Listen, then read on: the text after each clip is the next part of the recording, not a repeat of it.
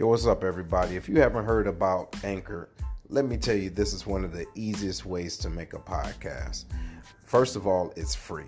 Second of all, there's creation tools that allow you to record and edit the podcast right from your phone or computer.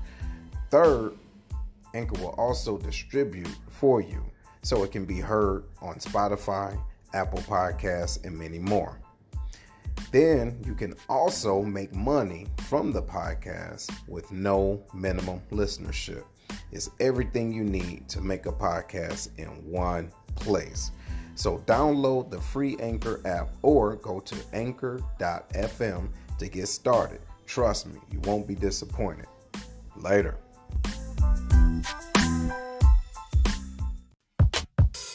Welcome to The Lion's Den with Seth, a podcast where progressive men and women can learn and teach each other the ways of the land. The Lion's Den is where royalty comes to council. Ladies and gentlemen, your host, Seth. Yo, what's going on, everybody? Welcome to another episode of The Lion's Den with Seth. I'm your host, Seth. Scoop, for those that know me. Hopefully everything is going good and your Sunday is blessed and great. So I want to give a special shout out to the Pride, everybody that's watching right now. Start giving your likes, share, because this is going to be a great show. But without further ado, of course, you know I got to introduce the Den. And up next on the mic, we got my man Herm. What it is, bro? How you feeling? Man, it's a good Sunday.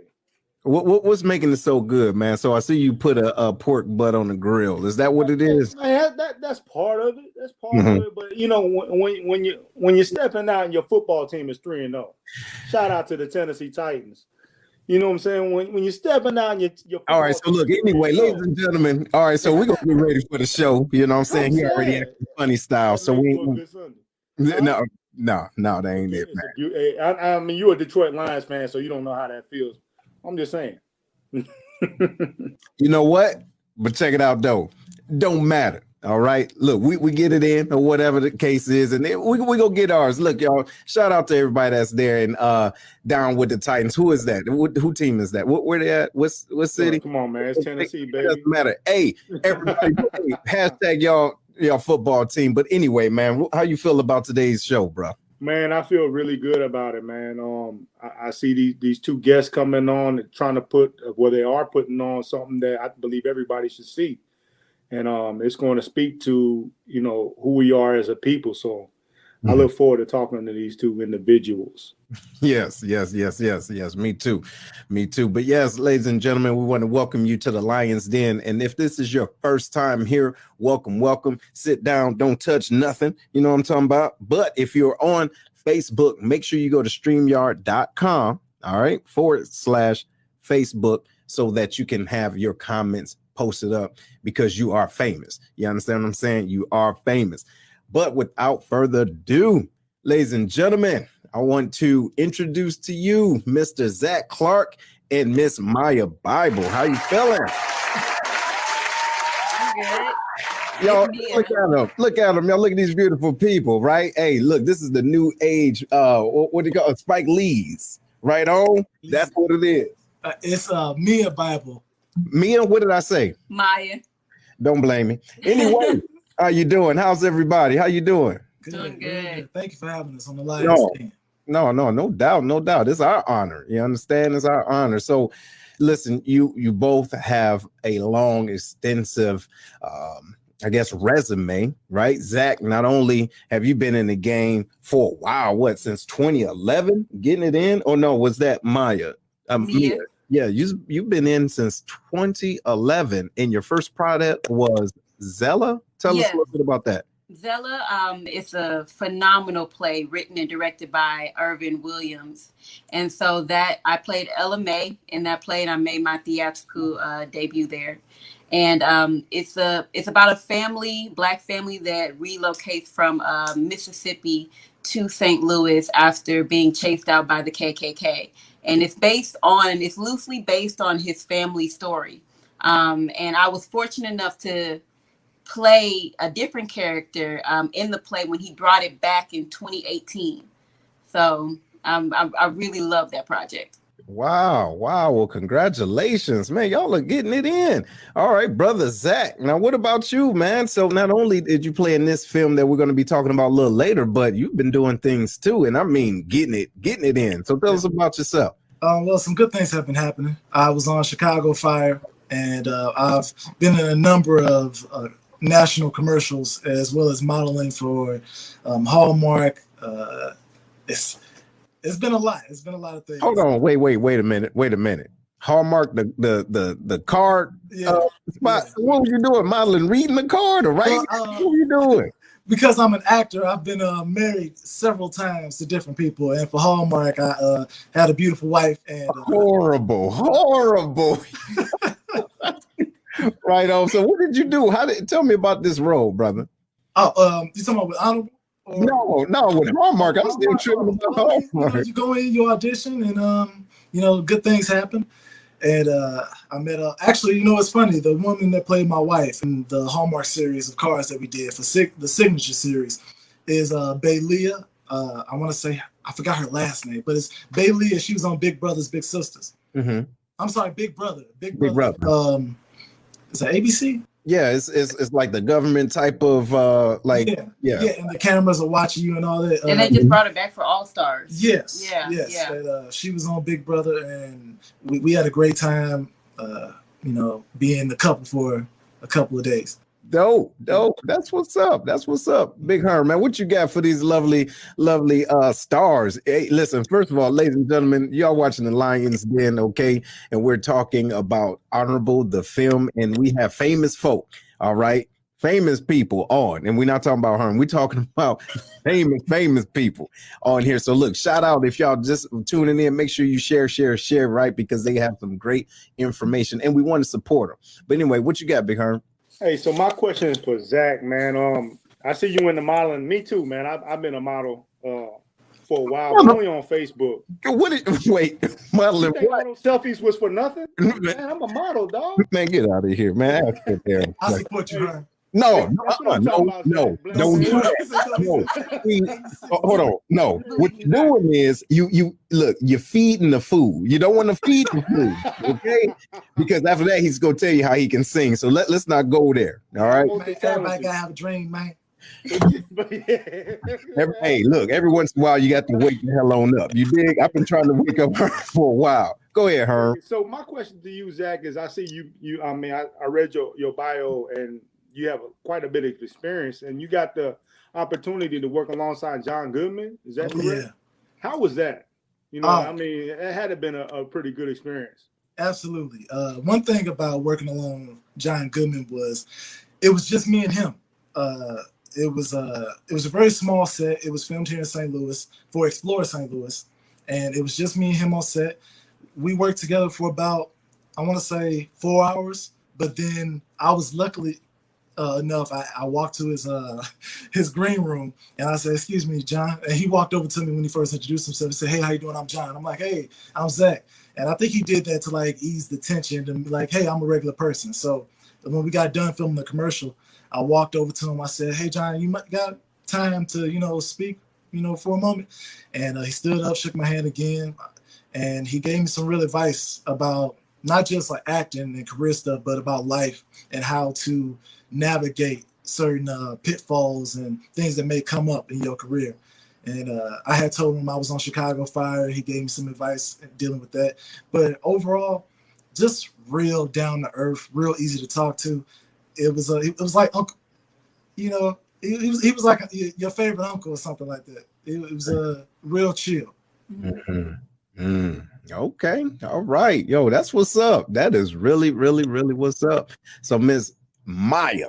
Mia. Why I keep saying Maya? What is He this? plays Maya in the movie. See, okay. What'd you say, Herb? What'd you say? Mia, stay with me. No. You look. I know where you going with me. Anyway. MIA. Listen, look. We gonna get it together. So, ma'am. So, what is your ultimate goal? All right, being a director or a producer of films, what is your goal when you set out to create a film? My goal is really catered to the story. And so with Honorable, my goal was to give what I felt was closure to Muhammad Ali that I believe that he didn't receive while he was alive. When I was reading different excerpts and articles, the quote that stuck out to me was when Ali was just talking about some of his last moments with Malcolm. And was just saying that if he had another chance, if he could do it all over again, he would have never turned his back on him. And he was never able to say that to Malcolm before he was assassinated. And so that immediately jumped out at me and it pulled on me. And that really just motivated my writing to really, what would it look like if Ali had a second chance with Malcolm? What would they talk about? What would that conversation look like and sound like? Wow, that's awesome. All right, look, ladies and gentlemen, we got a small little clip of Honorable. So if you can, please keep your eyes glued to the screen and give us 1 second. We're about to get it in, all right, to show you Honorable.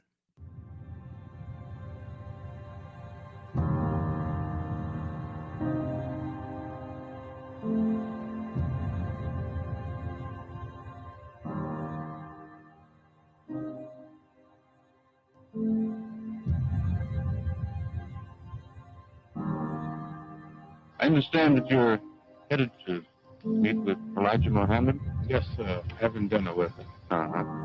One of the main reasons is your friendship with Malcolm X. He's a friend of yours now. Yeah. He was a brother, man. He's my brother. Whatever you do, he's my brother. There's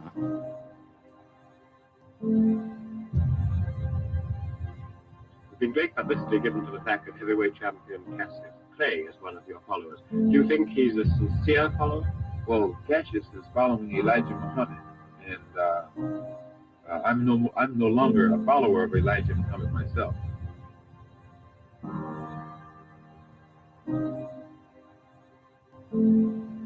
And as soon as I leave Elijah, you can get me. But as long as I stay with Donald Elijah Muhammad, I'm safe. And if Malcolm X has stayed with the man that made him great, taught him everything he knew, today he's been big, big, big. But as soon as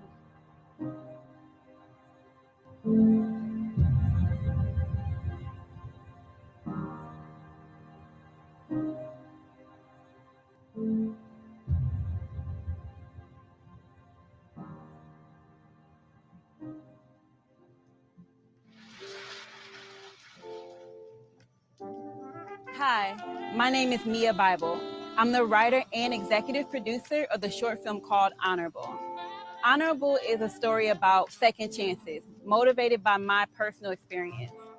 5 months before I began writing this script, I received the news that my friend died at the age of 27.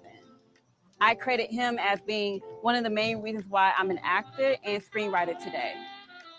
The more I unraveled Malcolm's and Ali's relationship, the more I felt compelled to rewind time and reimagine the closure that Ali yearned for in his autobiography. It's important to tell this story now because we all understand how precious time is. With that being said, we are 1 month away from production, so your early support is vital. Honorable needs your contribution in order to be made, and we call on your voice in order to be heard. It's essential to amplify Black stories by Black creators. Thank you for taking the time to watch this video. And remember, part of the fun is the process, so please join us on our journey to make Honorable.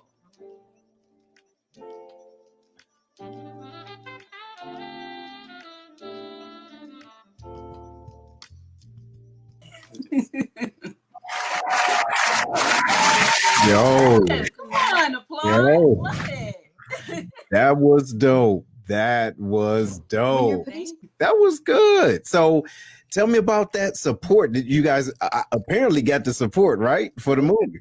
Absolutely.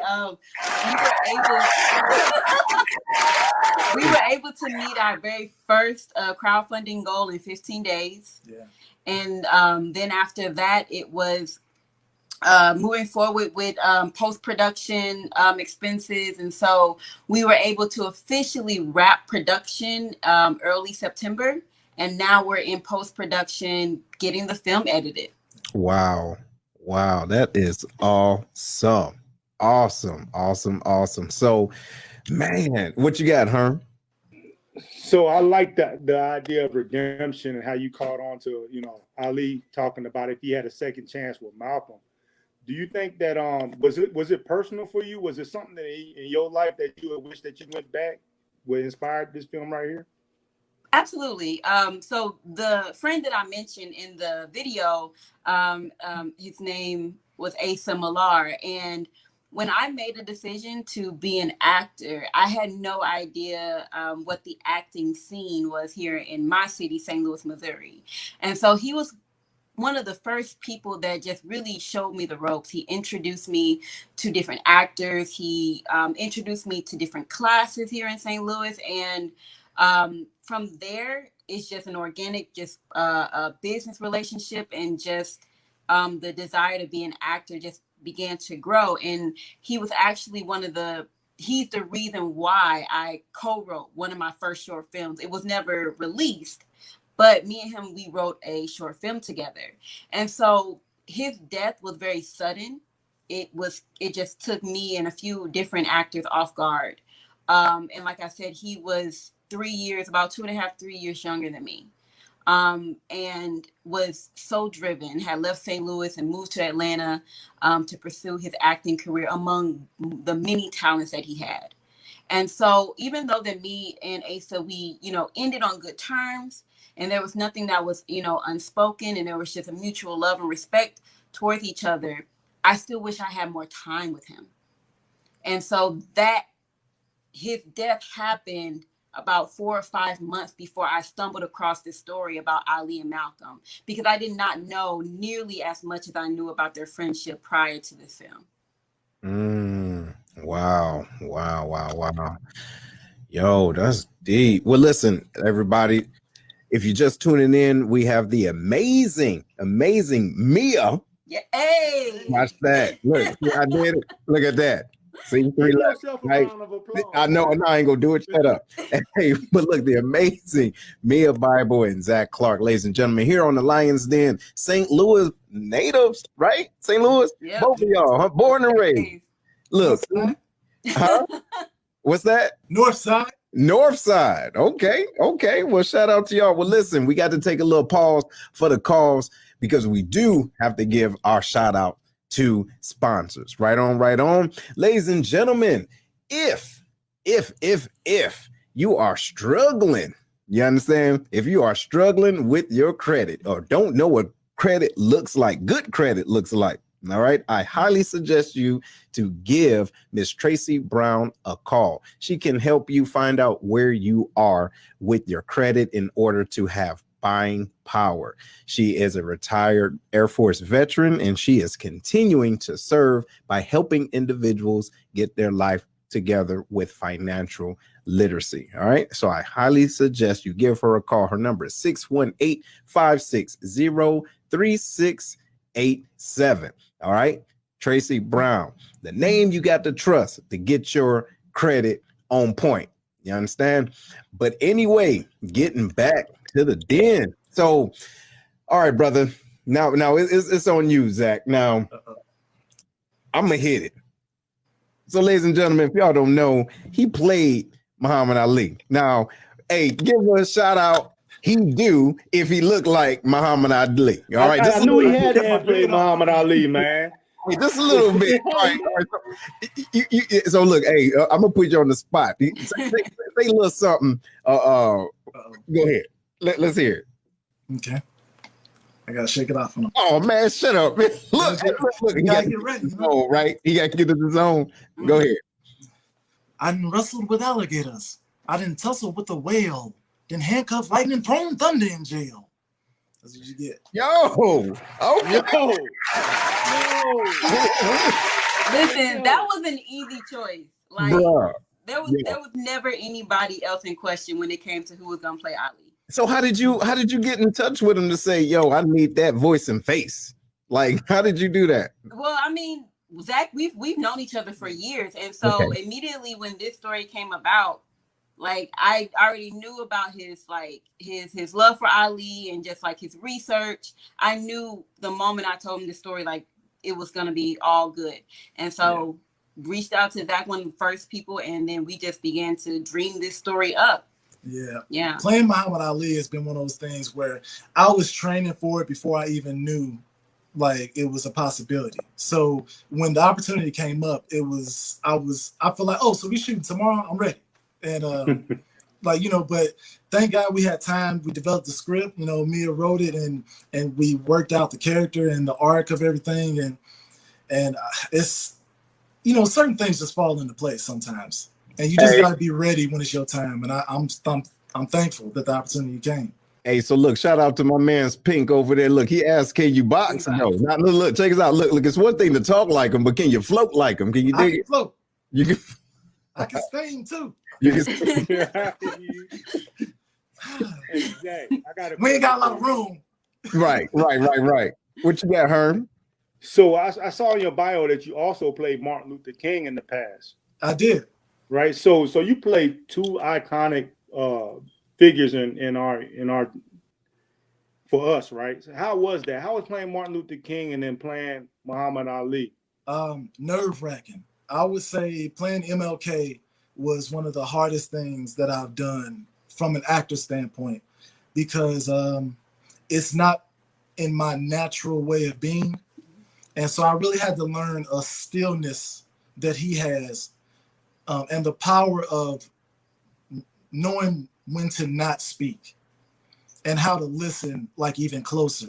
And so it's such power in a man, not only measuring his words, but how he listens to the person that's speaking to him is way different than like Muhammad Ali's delivery or how he receives information.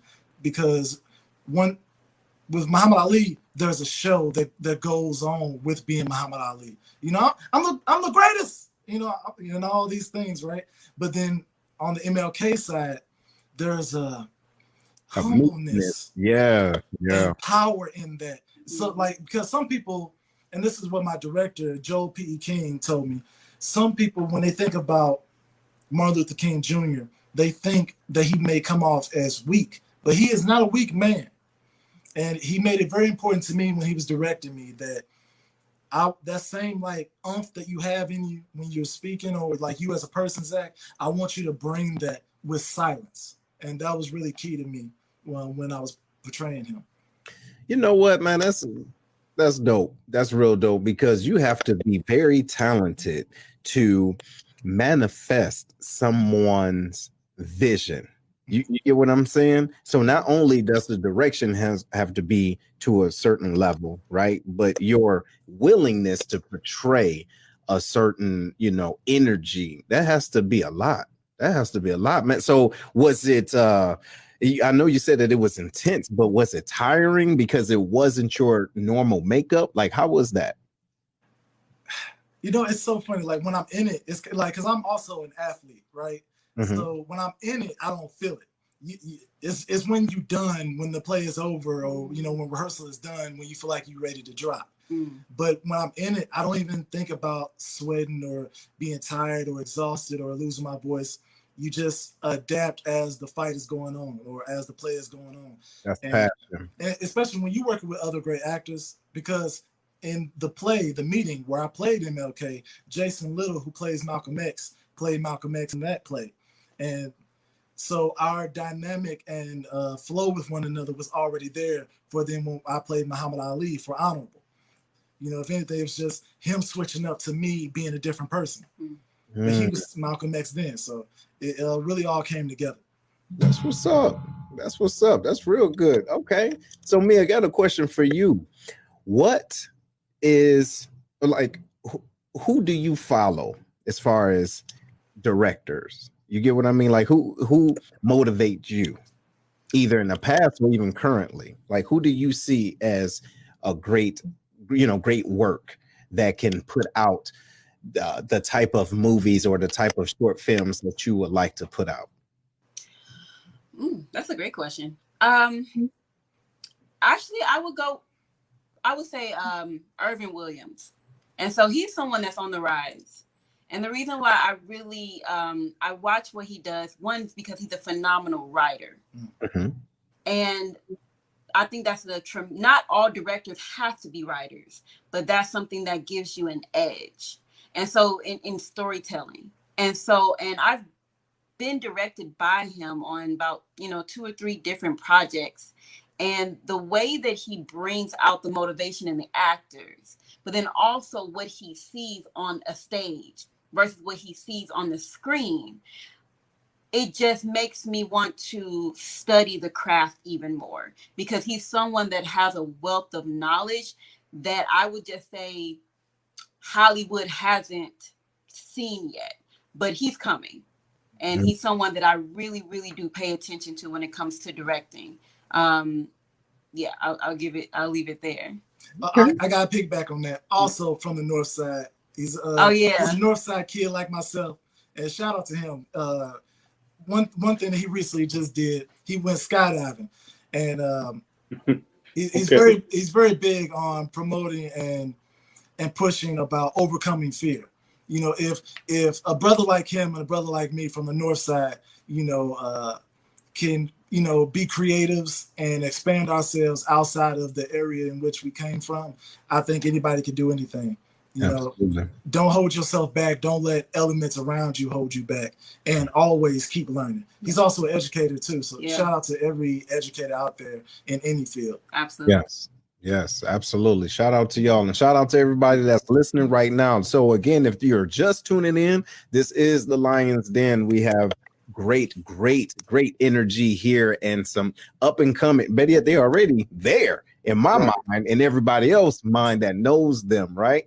Mr. Zach Clark and Mia Bible, all right? And we're talking about Honorable. And if you're just tuning in, make sure you go to StreamYard.com, all right, /Facebook, just so that your stuff can be posted, right? Your comments. Big Herm, what you got, bro? So Mia, you've been behind the camera and in front of the camera, right? So you're a director, but you're also an actress in your own right. Tell me what the biggest difference is in the two. I know the obvious, but as far as how you prepare and how you feel about those two things. Oh, I think for me, the biggest difference is I'm allowed to be a lot more creative when I'm operating as an actor versus operating as, when it comes to Honorable, I'm the producer and the writer. And shout out to Mariah Richardson, who's the director of Honorable, who I entrusted this project. I put that in her hands and never worried about it a day after that. But really, I feel like on the producer side, it's a lot more structure, organization, pushing paper. And I kind of enjoy that. But on the acting side, I really get to live in another world. I really get to separate myself from the mechanics of a film or a stage play. And I really just get to live in the art. So that's the difference for me. Wow. And I guess I can understand that, because when you're a director, things have to be exact, if you will. You can't really improvise with directing, can you? Versus if you are acting. How does that work? I'll let you speak to it, director. Yeah, well, I would say you can definitely improvise as a director, but it's always, you need to keep the vision moving forward. And as a director, you really need to be able to convey that vision to other people. That's almost more important than having the vision. You do better to be just a good communicator than to have just the vision and not know how to communicate it, because everybody needs to be going this way with the vision. And when someone, deters from that, you may have an actor that want to do something different. You may have a producer that want to do something different, crew, whatever. You have to steer the ship. And it is so key that you get with people that want to work as a unit and not just do their own thing. You know what? So we're going to pause right there, because we're getting ready to go into when you come across a David Ruffin. You understand? All right, now wait, listen. So yeah, I talk to you. Look at that nut. See? Hey, look. Hey, ain't nobody coming to see you, Otis. Hey, but listen, everybody. Hey, we're going to take a pause for the calls. Y'all know what we got to do, right? Got to pay these bills. So keep your eyes right here on the prize. We'll be right back. Monique Slater is a top negotiating, award-winning real estate agent in San Antonio, Texas. Her focus is on educating and empowering individuals on building generational wealth through home ownership while providing exceptional service with integrity and excellence. Although her heart is for serving first-time home owners and the military community, her clientele ranges from $100,000 to $2.5 million. Monique has developed an awesome team that can get individuals into a home. Mention you heard this ad on The Lion's Den with Seth and get a $500 rebate from Monique at closing. After servicing in the Air Force for over 28 years, retired Chief Slater has a massive network so she can connect you with an awesome agent anywhere in the U.S., and your referral will get a special gift card from Monique. If you're in the San Antonio area or relocating there, give Monique a call first to help you find your dream home. Her number is 210-237-7268.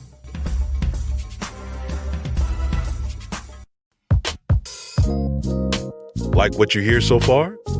Make sure you never miss a show by clicking the subscribe button now. The Lion's Den podcast is made possible by listeners like you. Thank you for your support. Now, back to the show.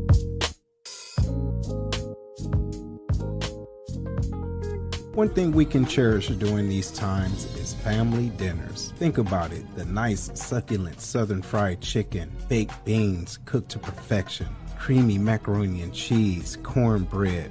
You get the point.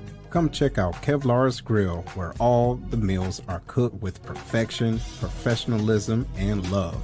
Located outside the Scott Air Force Base back gate inside the VFW is where you can find them. Also, they have military discount for all of our serving members. Give them a call. Their number is 618-416-5700, and that's inside Scott VFW, post 4183. And they also have Grubhub. Call them now and tell them that the Lion's Den sent you.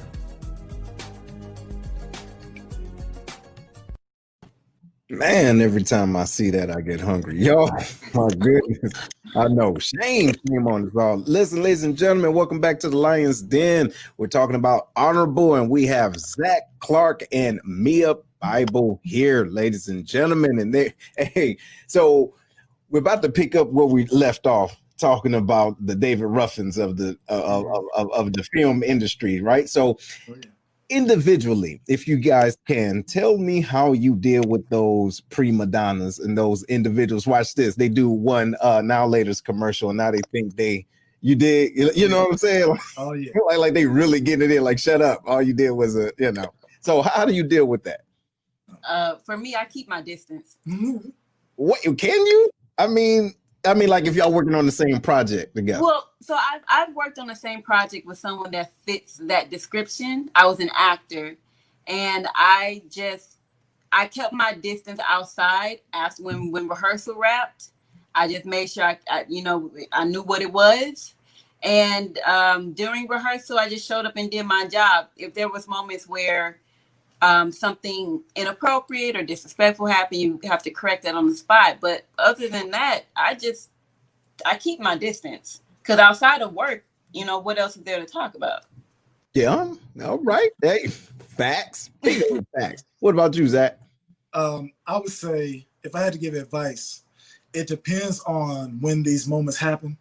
Because, like, let's say if you're on stage and it's a play, sometimes there are divas, that they may try to steal a scene, or they may try to downplay let's say this is your one moment, or my one moment in a stage play, and they start trying to basically either skip it or take over the scene, and it's supposed to be my moment. Everybody gets a moment, and acting is so, we deal with so many elements that happen in real life. Life humbles us all eventually. So if you're an actor and you fully yourself, or you're a director and you fully yourself, talent speaks way louder than divahood or diva-isms that you may have. And so everyone has their moment. It is really, let me go back to when you're on stage. When you're on stage, I love using sports references. If it's your time to score, you want the ball. So if someone tries to take your ball, the only reason they take it is because you let them. You know what I mean? And that's the same thing in acting with the scene. If someone, let's say it gets really loud trying to take over the attention, you need to do something to take it back. It's the same thing, whether it's playground rules, prison rules, you find the biggest person in there and you let them know, first. Dave, this is my spot and I'm not moving. Okay, so look, all right. So you just started something. So was there ever a way, or ever a time, right? You're on stage or whatever, you had to let somebody know who you were, and put some respect on my name type of thing. Did you ever have to do that and let them know who you were for real because they were trying to act extra? Yeah, I got into a stage combat fight. No, wait, is that real? Sound like Jamie Foxx and LL Cool J, then. Yeah, that's what it sounds like, right? It's a little bit of that. It was supposed to happen, but in this scene, my character is supposed to basically bully the other guy. And so it's something real simple. I was supposed to shove him and just kind of punk him. That's what the scene called for. He was supposed to cower in the moment, and that was the dynamic of our characters. But instead of cowering, he lunged at me. He bucked up at you. Yeah, he felt froggy. He felt froggy. So which that's a choice. You can do that. Now, I can either lose my professionalism and either get actually mad, or I can complete the scene. If I'm supposed to win the fight, then I'm gonna win the fight. You know what I mean? So when he pushed me and he was smaller than me too, so he tried to really push me and come after me. I flinged him on the floor, and then I stood over him like I was about to hit him, and we went a little off script, but we brought it back. Because I was going to ask, what movie was this? You see, no, this was on stage. Oh, it was on stage, but so now did you just invoke some Ali in you at that time? What was this? No, I've had a fight in me for a long time. I didn't need Ali for that one. What was this? Some Shakespeare and shit, but then all of a sudden you want to get bucked. Was at the North Side? What was this? Show me the motivation. I don't want to get too deep into what play it was, but yeah, but it was He probably watching. That's why. But I welcome people to watch. And something else I wanted to add, advice that my mentor gave me: if you're on the other side, if you're behind the camera and you're dealing with someone that has that type of character, personality, one thing she told me was stay in the room. And that is very, very powerful. And thankfully, I did not have that experience with Honorable.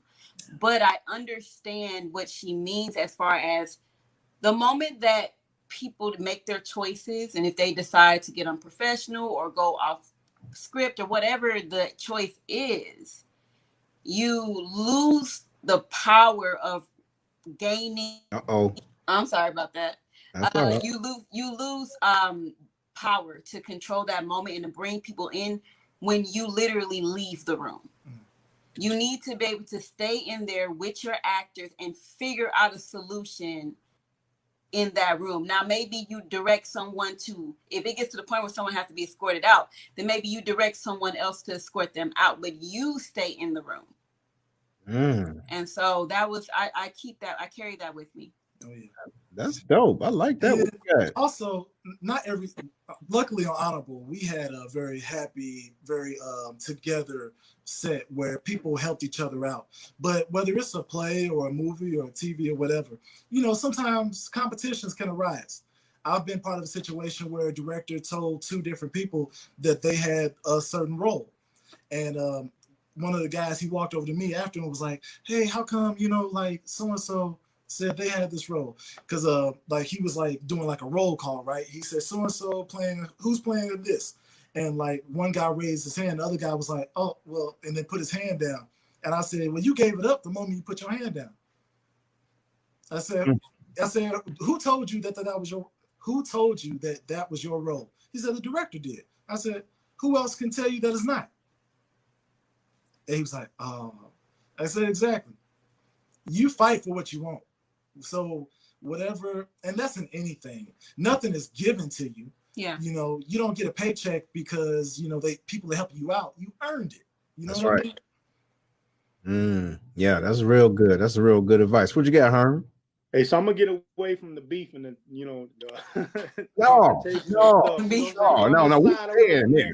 But what I do want to do is talk to the people that are watching that might be considering a profession in acting or, you know, y'all's realm. What good advice you would give somebody that's considering, man, you know what, I want to get into acting? If you want to get into acting, it's so easy to, and thank you for that question. It's so easy to recognize like the great parts of acting and being a creative, but people forget that you actually have to work. People that are successful don't luck into being successful. They have to work. And those who do get like lucky enough for an opportunity to just come out of nowhere, you know, maybe because they look good or they were in the right place at the right time, to maintain any type of success, you have to work. You have to learn. You have to network. You have to be some type of people person. You know, you can never just sit at home and just like greatness just happens. You have to work. You have to get out there. You have to get it. You know, if you have an agency, you have to, you know, network with them, tell them, hey, this is what I want to do. This is what I'm trying to do. You know, this is what I'm putting together myself. How can we, you know, put this out there? You have to work. Yeah. And I would say for people who are on the other side of it, maybe you know that acting isn't your desire, your purpose. If you want to be behind the camera or even behind the stage, if you're a storyteller, then tell stories. If you're a writer, write. If you're a director, direct. I don't know, like there's this master class commercial that tends to rotate a lot where Shonda Rhimes saying like she doesn't know what it means to be like an aspiring writer. Right. Exactly. You're just either you're writing or you're not. And so you can, you know, put the call out there. You can say, hey, I don't know if I have what it takes to write a whole play by myself. Collaborate with people, but do it and just continue to do it. And I would say whatever it is that you decide to do, make a goal to start it and to finish it. It's also good to have a community. You know, surround yourself. If none of your friends are creatives or actors or models or anything like that, I'm not saying that you don't need to be friends with them, but you have to go with the goers, you know?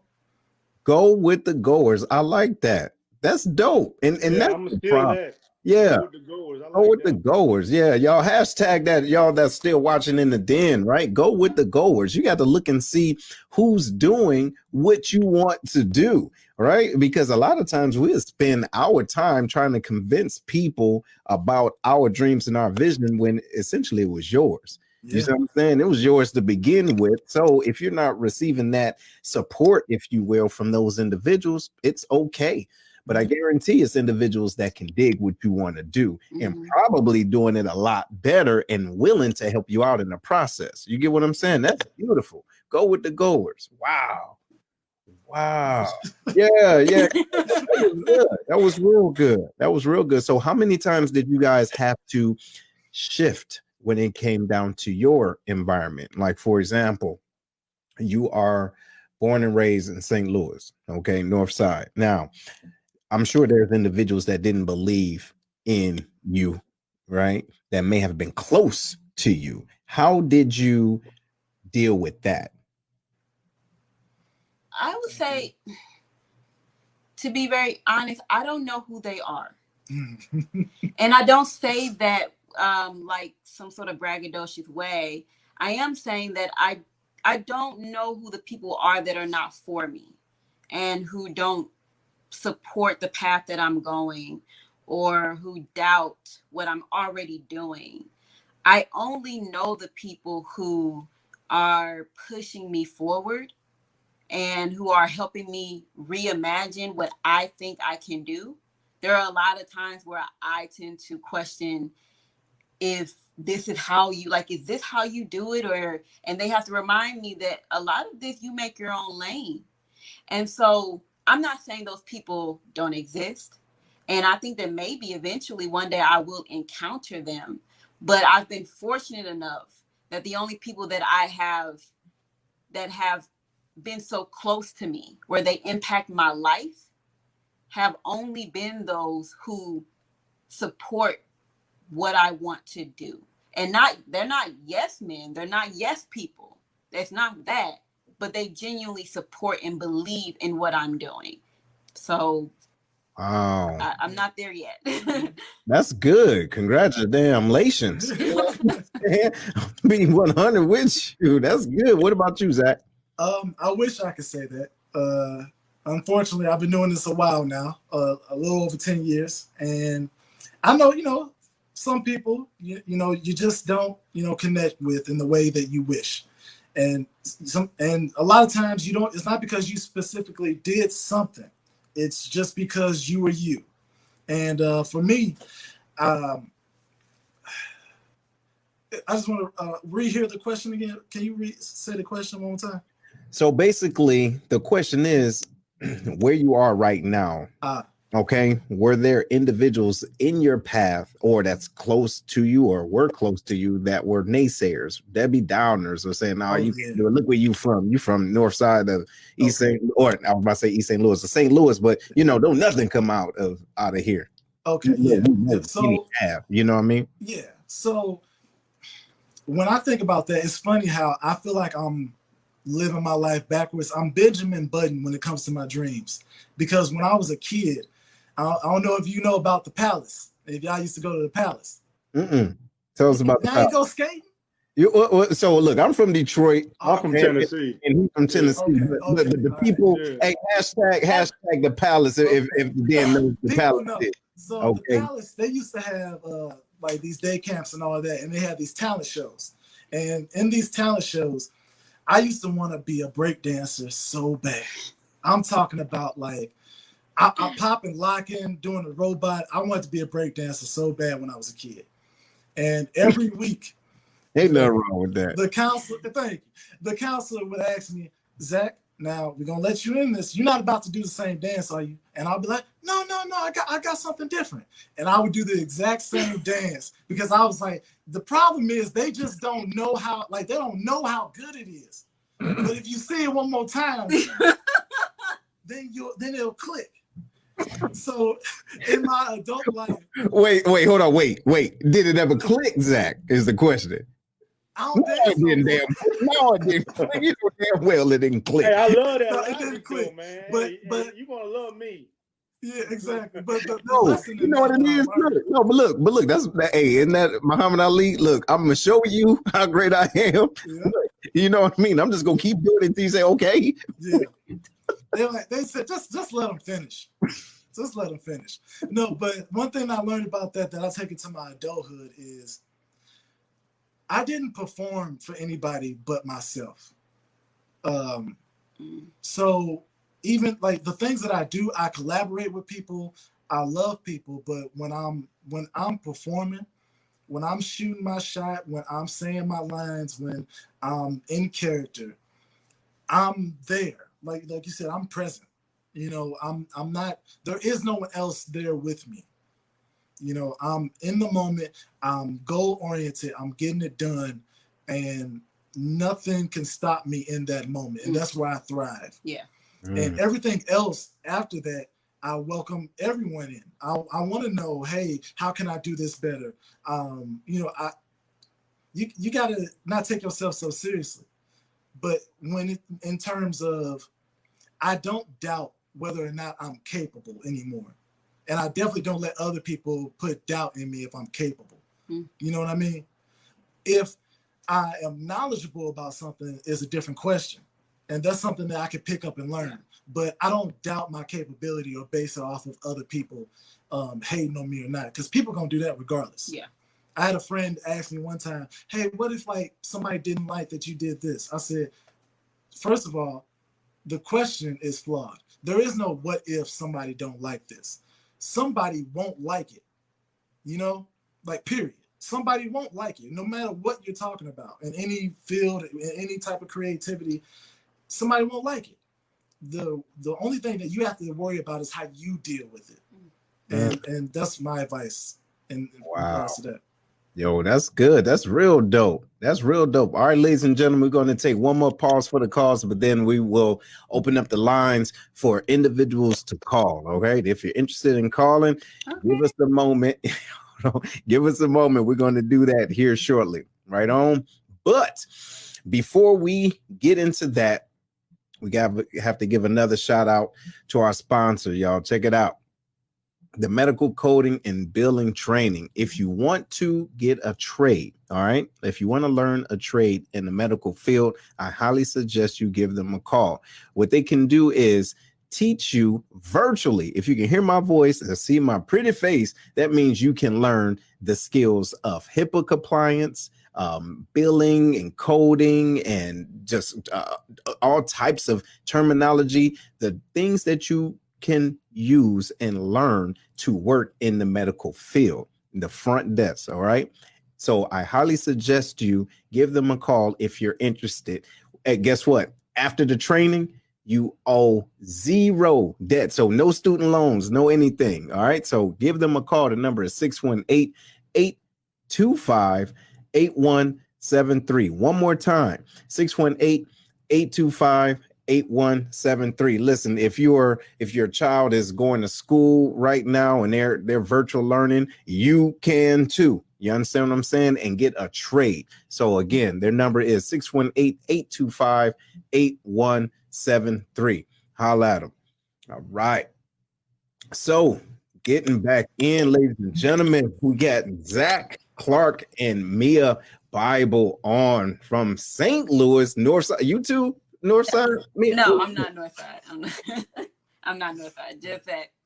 Oh, okay, right on. Well, listen, if there's anything that you want our viewers to know about you personally or about your next projects, what is it that you would like them to know? Well, definitely follow Honorable Film. It's at Honorable Film on Instagram and Honorable on Facebook. And Honorable Film on Facebook, Twitter, and Instagram. Same across all platforms. Yes, please. Mm-hmm.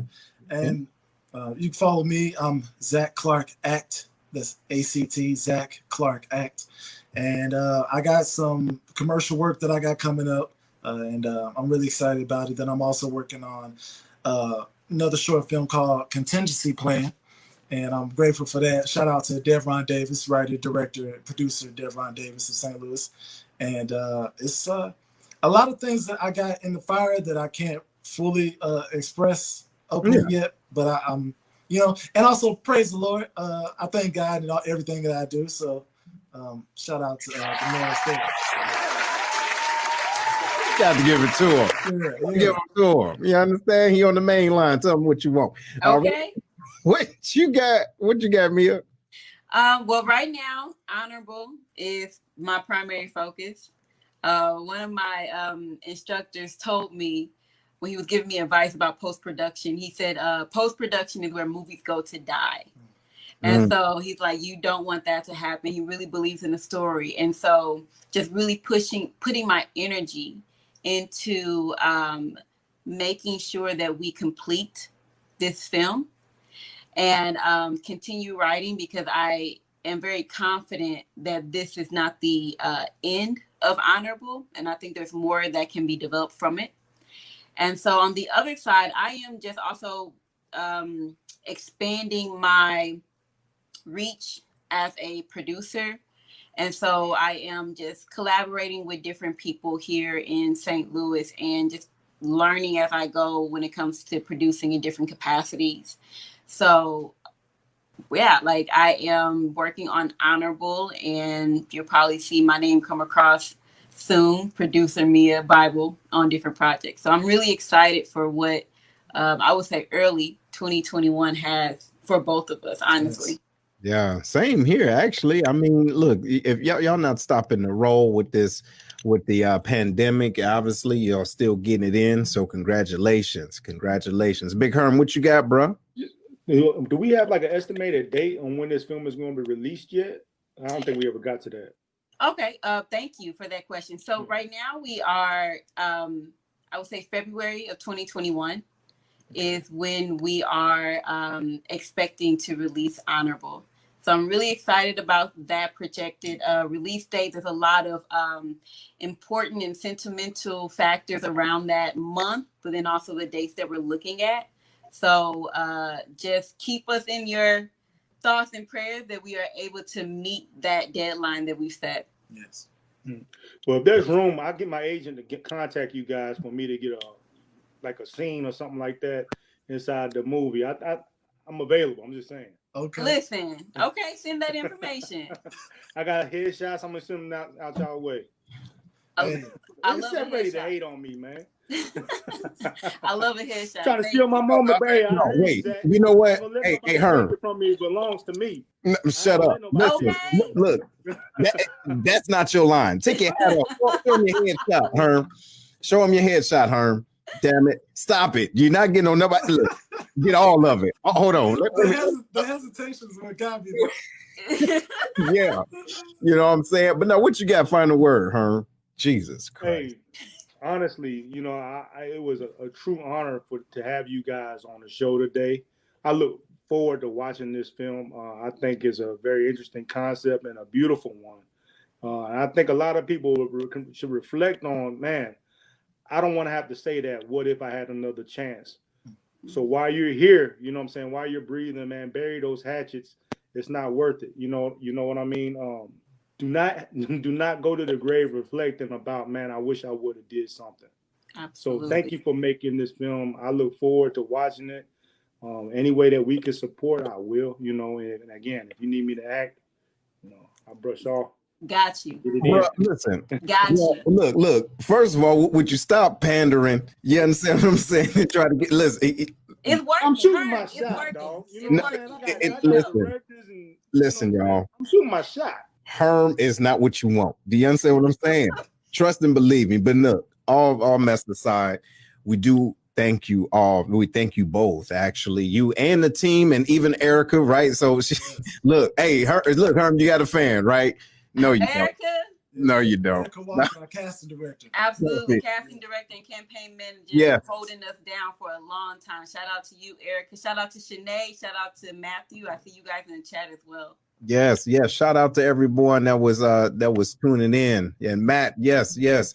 But listen, honestly, like Herm said, though, it says a lot. Right. And it speaks in different levels from my point of view. Not only does it talk about friendship, but it also talks about how do you find a common goal? You understand what I'm saying? And being able to keep that bond tight before something happens when you can't say what you wish you could have said. You understand? And then looking at what's most important, right? My direction or our relationship. You know what I mean? Because ultimately we're playing the same game. If you understand what I'm saying, we're playing the same game, and I win. If I win, you win. We all win, right? So I'm glad that you guys did this film, and I'm sure it put a lot of time and energy to capture that vision. Because if you think about it, you guys were making a hypothetical film. You see what I'm saying? Yeah. So that takes a lot of thought process, because you had to take the thought of Malcolm and, you know, Muhammad Ali, Cassius Clay, you know, because his mama named him Cassius Clay. I'm gonna call him Clay. But nevertheless, look, you had to take that and put it in a realm that did not exist. So I commend you both. All right, for doing that. Yes. Thank you. Yes. Thank you for that. Thank you. Yes, that's really dope. So anybody and everybody that's on the Lions Den, please make sure you go out and support them. They are going to have it. And where is it going to be available at? Where can they find it when it's released? We're still shopping around when it comes to distribution, and so we'll have that information, but we're still looking around. But follow us. Yeah, follow us at Honorable Film, Facebook, Twitter, and Instagram. Okay, Honorable Film, ladies and gentlemen. So make sure you follow them, and hold on, let me put it back. Wow. There it is. All right. So make sure y'all go and support. And again, if there's anything that you need from the Lion's Den or the Pride, just by getting the word out, we most definitely do. Look, if you need an extra, if you just need somebody in the back just to show their head or something, you got one right there. You understand? Herm, I told you, I got you, Herm. I got you. Just go ahead and send me that headshot. We good. No, look, you do it one time. That's all you need. It ain't gonna change. Okay. Stop, Herm. Stop it. But look, ladies and gentlemen, we do want to thank you for joining us on the Lion's Den. Hey, do you guys have any last words? Anything that you want your viewers to know? Y'all good? Did you get it all off your chest? We right? did, honestly, we Beating up did. people that tried to take your role, huh? You want to put people in chokeholds? Oh, no, not at all. Not at all. I'll say this: be grateful for the opportunity, and then thrive in the moment. That's dope. That's dope. All right. Right on. Well, look, y'all heard it here, and we do thank you all for being on the Lion's Den. You could have been anywhere, but you happen to be here with us, the best place on this side of the Mississippi. Right on. And we will talk to y'all soon. Later. All right, Joe. Bye. We hope you enjoyed today's show. Make sure to listen to the show on Google Podcasts, Spotify, Breaker, and Radio Public, where you can subscribe, or via RSS, so you'll never miss a show. While you're at it, if you like or dislike this episode, we'd appreciate your feedback on Facebook at www.facebook.com/Lionscast. Check out the book, The Black Collar Mindset, The Art of Strategic Thinking, on Amazon, or www.theblackcollarmindset.com, a manual to maneuver through life strategically by holding yourself accountable. Tune in next week for another episode of The Lion's Den with Seth.